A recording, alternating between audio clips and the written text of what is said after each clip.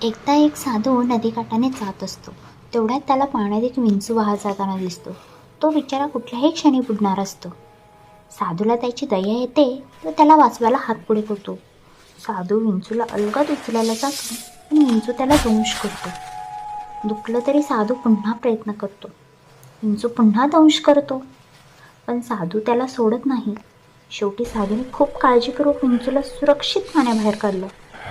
दोन माणसं ते दृश्य पाहून येतात आणि विचारतात, विंचू तुम्हाला वारंवार चावत होता, तरी तुम्ही त्याला का वाचवला? तुम्हाला काही झालं असतं तर? साधू हसून म्हणाला, दंश करणं हा त्याचा स्वभाव आणि मदत करणं हा माझा. तात्पर्य: इतरांचा वाईट स्वभाव पाहून आपण आपली चांगुलपणाची ओळख बदलू नये. गोष्ट आवडला असल्यास लाईक करा आणि अशाच छान छान गोष्टींसाठी चॅनलला नक्की सबस्क्राईब करा. धन्यवाद.